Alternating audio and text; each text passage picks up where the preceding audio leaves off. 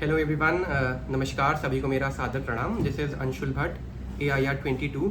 Although I've secured AIR 22, but I'm someone who does not believe in a rank. So I was an aspirant and I like to call myself an aspirant forever, aspiring for a better future, not only for me, but for all of us. So as you all know that we only have 50 days left for the upcoming prelims, that is prelims 2024. So I thought why not share a 50-day strategy for the upcoming prelims. So as you all know that my strategy has to be different from your strategy because all of us are different human beings, all of us have a different personality. मेरी strategy अलग होगी क्योंकि मैं एक अलग इंसान हूँ, आपकी strategy अलग होगी क्योंकि आप एक अलग इंसान हैं. तो इसी के लिए मैं आपको ये कहना चाहता हूँ कि do not blindly follow my strategy. You can go through it and you can improvise on it. Then you can make it your own. कि आप उसको देखें, उस पर और थोड़ा प्रयोग करें और उसको अपनी बना लें. So as you all know there are only 50 days left. तो हम लोग पहले इन 50 days का ब्रेकअप करते हैं. तो मैं चाहता हूँ आप ये 50 days को you divide it into two halves. That is 40 days and 10 days. So you have to keep 10 days as reserve. So you have to think that the next prelims is only in the coming 40 days. So now we'll have to think how to utilize these 40 days to the best. So first of all I would like to come to the CSAT part. As you all know that CSAT is becoming really challenging, really inscrutable, really difficult to crack. So what I would suggest is do a little CSAT questions each and every day. You can do a little RC in the morning and little maths questions in the evening, or whenever you get tired you can do a little bit of maths. It always refreshes your brain. And I want you to continue doing CSAT throughout these 50 days, because what happens, we tend to forget things, especially mathematical formulas and especially how to do certain types of questions. So that would be for CSAT. And if you haven't prepared CSAT very well, what you can do in these 50 days is open YouTube and type in CSAT PYQ solved, and then you solve along with the video. So that would be the best that you can do. And regarding RCs, I would say that take up the PYQs of the RC and use the official UPSC CSC answer key to solve those RCs. And if you solve the RCs till 2022 or 2023, I think that would be sufficient enough. That would be sufficient for the RC, and I think that will take care of your CSAT thing. Now coming to the GS part of the UPSC CSC prelims, what I would have done is I would have broken those 40 days into different components and issued a different component to a different subject. So what I would have done is I would have given 6 days for history, then I would have definitely given 6 days for polity, then I would have given 4 days for science and technology, 4 days for environment, 5 days for economics, and at least 3 days for geography. That makes it I think a total of 28 days, and then you can keep 2 days for reserve if there's some backlog or you have to go somewhere, and then that leaves us with 10 more days. And in those 10 more days what you can do is you can do your current affairs. So let us come to the current affairs first.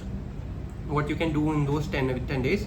So most of you must be following any current affairs resource, or you must be following newspapers, especially the Indian Express or the Hindu. But if you have not been able to follow the newspapers, do not fret, because there are many people who claim that they have cracked this examination without reading newspapers. So I think you can do that too. So if you haven't read newspapers, I would suggest go for PT3, go for any yearly compilation of any coaching, and especially for science and technology and environment, because these two are current affairs oriented subjects. I would say you can use another yearly compilation of any other coaching. I think that would take care of your current affairs. And if you still have time, what you can do is you can go to Telegram. There you will find many links to download the monthly compilation of Indian Express Explained. So if you have time, what you can do, you can go through monthly compilations, and if you're going through monthly compilations, I want you to do that in a set priority.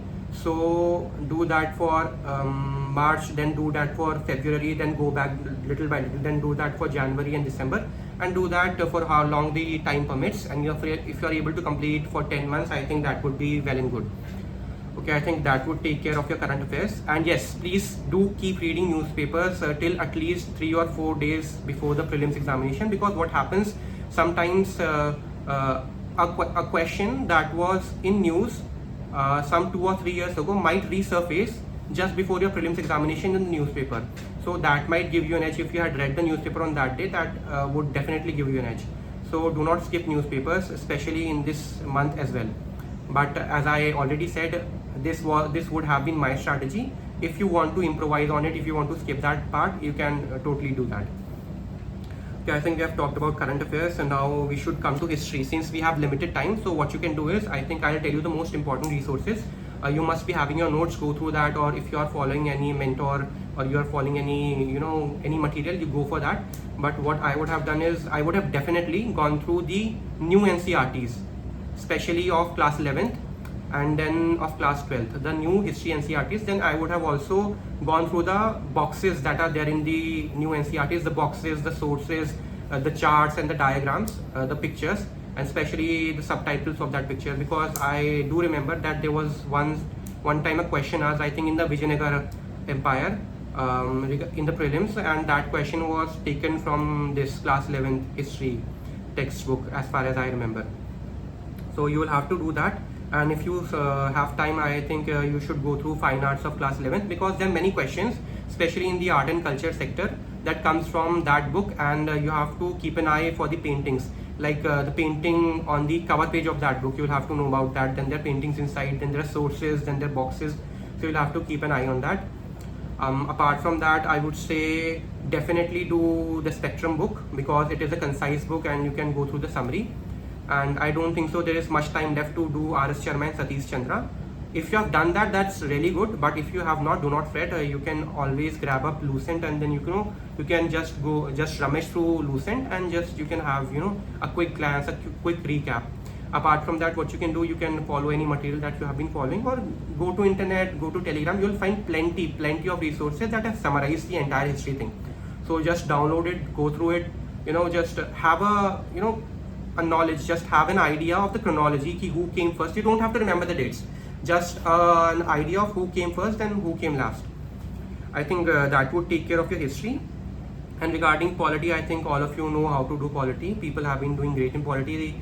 So Lakshmikant is a staple book. If you are following any other topper's note or some mentor, I think that is well and good. But if you have time, do go through Bare Axe. I know it is a little bit difficult to do that in the last 50 days. But still, I would say go through it at least twice. It would also help you in revision of Lakshmikant.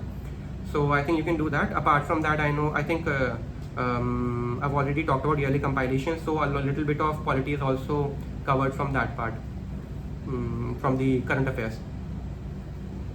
Then let us come to economics. Since we did not have the economic survey this year, I think there was a white paper in economy. So what you can do, you can go through it. I don't think so any questions will come from that, but still, if you want, you can go through that. And then you go through the summary of the Indian budget document. It is available on the PRS website, and it is also available, I think, on the indianbudget.gov.in. There's a website like that. The summary is also available on PIB. You can go and look at the summary, at the infographics, and the infographics that are given there. That would be really beneficial for you. And regarding economics, if you have done the introductory macroeconomics that is being taught to class 11-12 students, I think that would be really good. So if you are not, because the language in the NCRT of economics, it is quite bit typical, so you can leave that, and instead of that, what you can do is you can take another publisher of that introductory macroeconomics book, and you can read that. So that would definitely help you. And then what I want you to do is, there are certain concepts, there are certain topics like money multiplier, then there is this GDP deflator, then we talk about the liquidity adjustment corridor, then there is standing deposit facility, what is CRR, what is SLR. Then just go Google it, have a basic idea. If you still have time, I would not suggest doing this in this 50 days, but if you still have time, I think you can go through the RBI website and just quickly glance over the documents that they put in, because sometimes it is a treasure trove of knowledge. That is one thing, but sometimes the questions might come from there. I'm not saying that it will come from there. It might come from there. Just have a quick glance. Just have just know what are the documents that are being uploaded. Okay, we have talked about economics, and yes, if you are following some book of any teacher, or you're following any notes, I think that would be well and good, because that would be the core of your economics preparation. And there are some, it would also get covered in these yearly compilations that I've talked about earlier. And regarding the questions in economics, that are bouncers, I would say leave them, because you have to target the low hanging fruits first. But if you think, if you have a gut feeling that this might be the answer, because you need a lot of background knowledge even to make an informed guess. So if you have that knowledge, that is really great. I would say go for your gut feeling and mark that answer. Because life is all about taking risks. Okay, economy is done. Now we should come to environment. How to do environment? So I have already talked about that documentary. So you can do that. You can watch that documentary while eating food, or if you're sleeping, just play that documentary and sleep alongside. The second sources that I've talked for environment is that PYQ thing that I've talked about. Just do the PYQs, list up the options of that PYQs, then do some research on those options. I think some people have already done that and they have uploaded their notes on the internet. You can also go and do that. So that would be smart work. You will save on a lot of labor since the time is limited. Okay, so you can do that. Apart from that, I think there are certain class 11, 12 biology NCERT textbooks. You can go through the biodiversity chapter there. I think that should take, and yes, if you are following any resource source and notes etc., so go for that as well. So I think that would take care of your environment. And now we should come to science and technology. So regarding science and technology, I think the yearly compilations of current affairs that I was talking about, it will take care of that. Apart from that, if you have to go a step further, I would say open class 11th and 12th chemistry NCERTs and go for chapters like chemistry in our everyday life, and certain certain basic chapters that are mentioned there, not very technical ones, but certain basic chapters that everyone of us should know. And apart from that, what you can do, if you have time, just glance through the 6th, 7th, 8th, 9th, 10th NCERTs. Just glance through it. I'm not saying you to read it, just glance through it in like 2 or 3 hours. And if you think there is something significant in that, you can do that. And I think there has been questions regarding technologies in the childbirth. I've seen questions. So what you can do regarding that, I think that is covered in the biology textbooks that I've talked about. Apart from that, I know you must be following some resource or some notes, or you have been taking some guidance from some teacher. So continue doing that. And yes, you can always use YouTube for science and technology. You can go through ISRO, you can go through NASA. That all you can do. And I think a lot of it will be covered in the yearly compilations. So I think that would take care of your science and technology. And let us come to geography now. Yes, so geography, I've given only 3 days for geography. That is why if you talk about the static part of the geography, it is I think it is limited only, especially for prelims. What you can do, you can go through class 11th NCERT. After you have gone through class 11th NCERT, if you have time, go for class 12th NCERT. I would not suggest you to go for GC Leong or for more bulky books like Savinder Singh or Majid Hussain, because those are for optional students. But if you have been doing that, that is fine. You can revise that as well. Now coming to geography, I want you to pay special attention to mapping, because of late we are seeing that there are many questions related to mapping. So what you can do for that, you can have a basic idea about the rivers in India, about the hills that are present in India, about the mountain ranges. And when you're doing that, pay special attention, especially for the mountain ranges. Which mountain range is at the first and which is at the lowest end. What are the mountain ranges in the order of north to south or south to north? Then if there's a river, what are the tributaries, what are distributaries of that river? And just have a basic idea. Just look at the map and just try to remember the drainage pattern of the rivers, because that would immensely help you. We have talked about the natural features, we have talked about hills and rivers etc., and have a basic idea of all the these natural features. Apart from that, I think what you can do is you can glance through the NCERTs of the lower classes. And while you're glancing through that, I want you to keep a special eye for the maps, because what we have been seeing is sometimes the question is asked directly from the maps in the manner of match the following.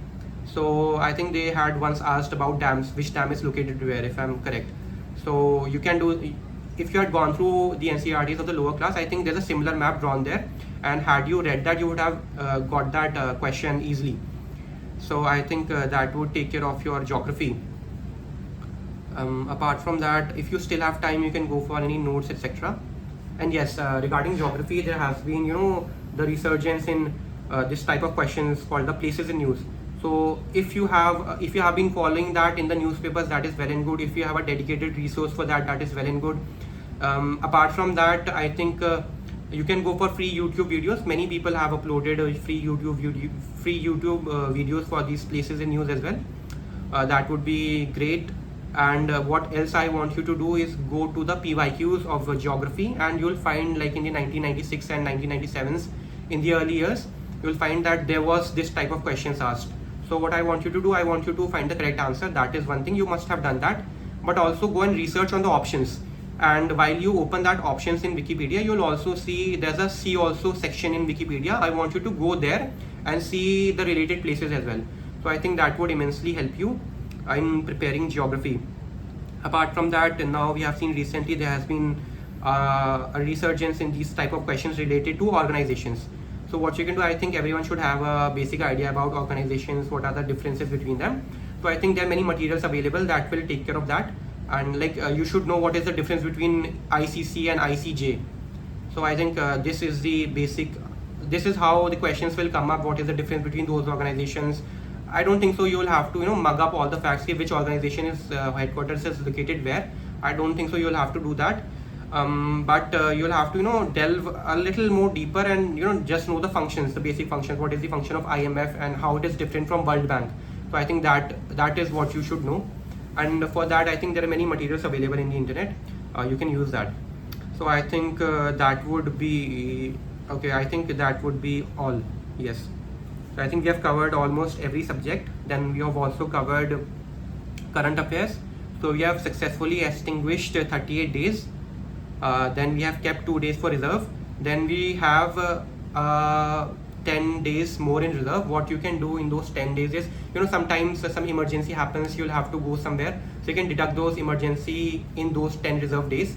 And if you still have time, I think you should then go for revision. Then you should make another strategy that I'll revise history in 2 days, geography in 2 days, polity in 2 days, economics in 2 days, and science and tech and environment in 2 days. So something like that you'll have to make. And apart from that, I think I also had another question, how to make short notes for prelims.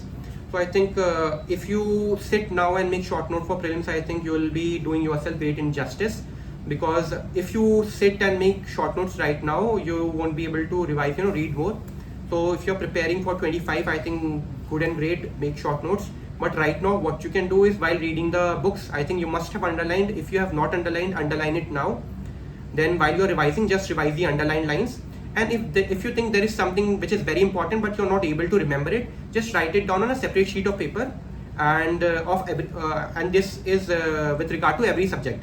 And after you are done with this exercise, I think you will have some 4 or 5 papers with you, and I think that would be a short notes.